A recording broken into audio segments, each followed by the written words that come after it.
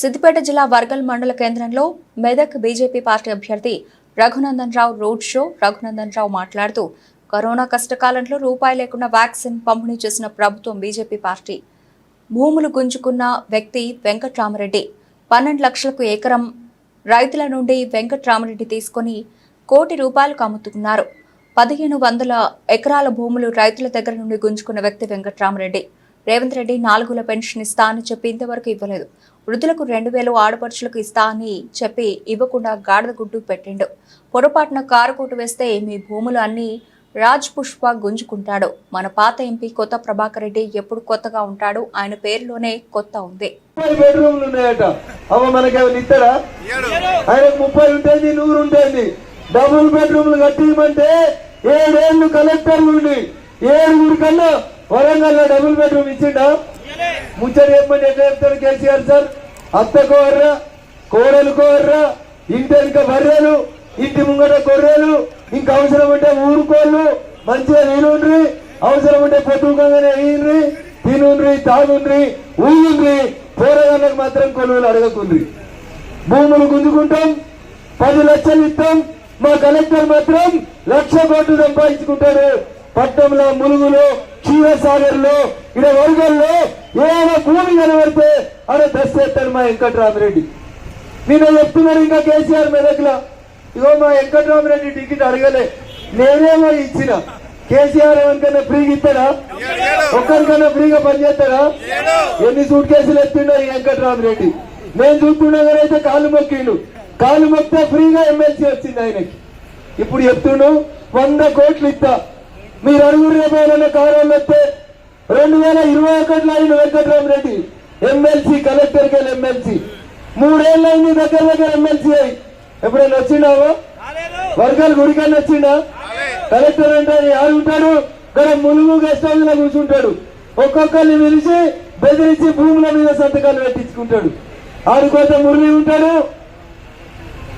ఈడికి వస్తే ఇంకొక ఆయన ఎవరినో పెట్టుకున్నాడు, రామచంద్రారెడ్డిని ఎవరినో పెట్టుకొని భూములన్నీ దొంగ సంతకాలు చేసుకుంటా ఉన్నాడు.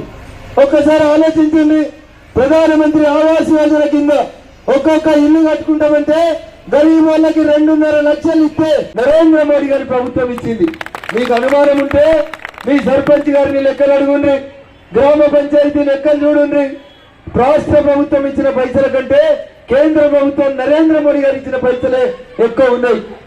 ఇక నిన్న కొంతమంది బయలుదేరిండ్రు, ఎలక్షన్లు దగ్గరికి వచ్చినాయి, కారుకు ఓట్లు పడతట్టలేరు, చంద్రశేఖరరావు గారిని గజవెల్లే నమ్ముతలేరు.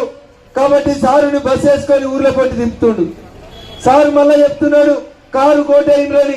మీరు ఒక్కసారి ఆలోచించండి. కారు కోటేస్తే 10 ఏళ్ళు నిలబడలే చంద్రశేఖరరావు అంటే ఆయన.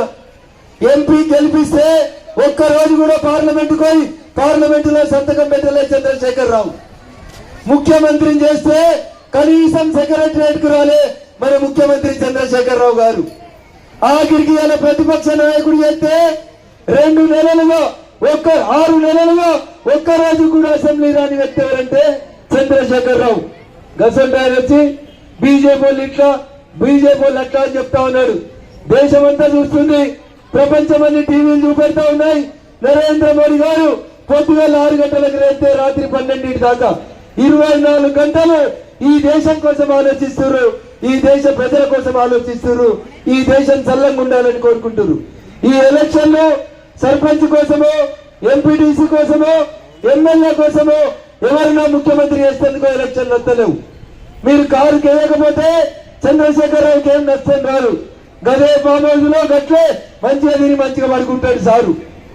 చెయ్యికి వేయకపోతే రేవంత్ రెడ్డి ముఖ్యమంత్రి పదవి ఏం పోదు. కానీ నరేంద్ర మోడీ గారికి వేయకపోతే ఈ దేశానికి కష్టం వస్తుంది, ఈ దేశ ప్రజలకు కష్టం వస్తుంది. కాబట్టి దయచేసి ఒక్కసారి ఆలోచించండి. తెలంగాణ బంగారు తెలంగాణ అయిందో తాగుబోతుల తెలంగాణగా మార్చిరా? ఒక్కరోజు ఆలోచించురి. అక్క ఈ 3 రోజులు ఆగమాగం చేస్తారు, మందు పంపిణీ చేస్తారు, పైసలు పంపిణీ చేస్తారు, తీసుకోండి. కానీ గరీబ్ వాళ్ళ బిడ్డలు మీ దిక్కు కొట్లాడినా అంగన్వాడీల కష్టం వస్తే, ఆశా వర్కర్ల కష్టం వస్తే, ఎవరికి ఇబ్బంది ఉన్నా అసెంబ్లీలో ఎవరు కొట్లాడారంటే దుబ్బాకి ఎమ్మెల్యేగా నేను కొట్లాడినా. అందుకని ఒక్కసారి మీరు ఆలోచించుర్రి. కేసీఆర్ ఎన్ని మాటలు చెప్పిండు. బిడ్డకు పెళ్లి చేస్తే ఇంటికి అల్లుడు వస్తే అల్లునికో అర్ర, బిడ్డకో అర్ర, అత్తకో అర్ర ఉండాలన్నాడు. వర్గంలో ఎన్ని అర్రలు కట్టించిండో మా అక్క చెప్పాలి. వచ్చిందా ఒక్క డబుల్ బెడ్రూమ్? అవ వచ్చిందా? వచ్చిందా? ఆ వెంకటరామరెడ్డి అనే కలెక్టర్ మొన్న మా దుబ్బాకు చెప్పిస్తామని చెప్పి కూడా మీకు అందరికీ సవినయంగా తెలియజేస్తా ఉన్నాం. మీ దగ్గర మీరు కట్టుకోరంటే ముట్రాజుపల్లిలో కట్టుకోండి, మంచిగా ఉంది కాలనీ అంటాడు వెంకటరామరెడ్డి. ముట్రాజుపల్లిలో ఇల్లు కట్టించిన కాంట్రాక్టర్ ఎవరంటే ఆ కాంట్రాక్టర్ కూడా వెంకటరామరెడ్డి. కాంట్రాక్టర్ ఆయన్నే, కలెక్టర్ ఆయన్నే, భూములు గుంజుకున్నాడు ఆయన్నే, రాజకీయం చేసేది ఆయన్నే, కాళ్ళు మొక్కేది ఆయన్నే, సూట్ కేసులు మోసేది కూడా ఆయన్నే. రేపు పొరపాటున కారు కేస్తే ఇవాళ 1000-2000 రెండు చిన్న సీసాల ఇట్లా ఓట్లు వేయించుకుంటే రేపు వర్గంలో మీ భూములు ఒక్కటి కూడా మిగలకుండా ఎత్తపోతాడు వెంకటరామరెడ్డి దోస్తులు. అందుకని దయచేసి ఒక్కసారి కారు కోటేసే కంటే ముందు దయచేసి ఆలోచించాలి. చంద్రశేఖరరావు గారి మాయ మాటల్ని నమ్మొద్దు. ఆయనకేం కాదు. అలా బిడ్డను నమ్మినాం. అమాయకురాలు లెక్క కనబడ్డది కవితమ్మ. బతుకమ్మ ఆడూరు అంటే అందరూ నమ్మినాం. మనతోటి బతుకమ్మ ఆడిచ్చింది. చెల్లెవై ఢిల్లీలో ఏమారింది? ఏం చేసింది? సారా దుకాణాలు పెట్టుకున్నది చెల్లె. ఎవరైనా పెడతారా సారా దుకాణాలు? తెలంగాణలో ఆడబిడ్డలు ఎవరైనా సారా దుకాణాలు పెడతారా? ఒకసారి ఆలోచించాలి. 100 కోట్లు బెదిరించి గుంజుకొని సారా దుకాణాలు పెట్టించి యాడున్నది ఇప్పుడు చెల్లె? ఏడున్నది?